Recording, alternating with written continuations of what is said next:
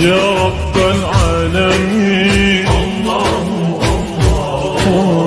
صل على طه الأمين في كل وقت وحين. املأ قلبي باليقين، ثبتني على هذا الدين، واغفر لي والمسلمين.